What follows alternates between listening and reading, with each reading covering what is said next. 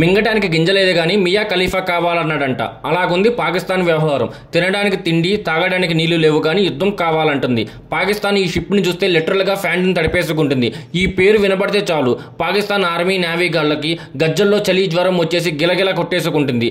INS Vikrant ఈ ship ని కేరళలోని కొచ్చిన్ షిప్ యార్డ్ లిమిటెడ్ లో తయారు చేశారు. ఈ షిప్ పొడవు ఎంత ఉండాలి, ఎంత వెడల్పు ఉండాలి, ఎంత లోతు ఉండాలి, ఈ మెజర్మెంట్స్ మొత్తం షిప్ డిజైన్ కూడా ఇండియన్ నేవీ వాళ్ళు తయారు చేసి కొచ్చిన్ షిప్ యార్డ్ లిమిటెడ్కి ఇస్తే వీళ్ళు ఈ షిప్ని తయారు చేశారు. 2009లో షిప్ తయారు చేయడం మొదలు పెడితే 2013 ఈ షిప్ మన చేతికి వచ్చింది. 2022 సెప్టెంబర్ 2 భారత ప్రధానమంత్రి నరేంద్ర మోడీ గారు దీన్ని అధికారికంగా నౌకాదళంలో చేర్చారు. ఈ షిప్ తయారు చేయడానికి వాడిన భాగాల్లో 76% వరకు మన ఇండియా వాళ్ళు తయారు చేసిన భాగాలే. మిగతా అంతా కూడా షిప్ తయారీ కావాల్సిన వస్తువులు మొత్తం ఇంపోర్ట్ చేసుకుంది. షిప్ పొడవు 262 మీటర్లు, అంటే దాదాపు 3 ఫుట్బాల్ గ్రౌండ్లు పొడవంత ఉంటుంది. వెడల్పు 62 మీటర్లు. ఈ 62 మీటర్లు ఉండటం వల్ల విమానాలు సులభంగా టేక్ ఆఫ్ అండ్ ల్యాండింగ్ అవ్వడానికి చాలా ఉపయోగంగా ఉంటుంది. అలాగే ఈ షిప్ యొక్క ఎత్తు 59 మీటర్లు ఉంటుంది, అంటే సుమారు 18 అంతస్తుల భవనం లాగా ఎత్తుగా కనిపిస్తుంది అన్నమాట.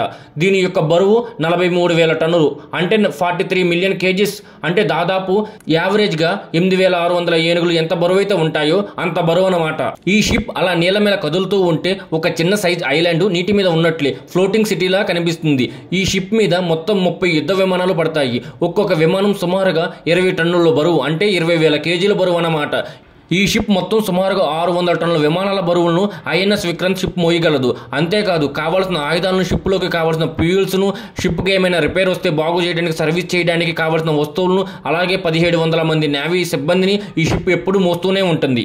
అందరి బరువు కలిపి సుమారు 43,000 టన్నుల వరకు ఈ యొక్క షిప్ బరువును మోయగలదు. ఇలాంటి షిప్ పాకిస్తాన్ దగ్గర ఒక్కటి కూడా లేదు. అందుకే పాకిస్తాన్కు ఐఎన్ఎస్ విక్రాంత్ని చూస్తే భయపడుతుంది. పాకిస్తాన్ సరిహద్దులో ఈ షిప్ని పెట్టి యుద్ధం చేస్తే ఎలా ఉంటుందో కామెంట్ రూపంలో తెలియజేయండి.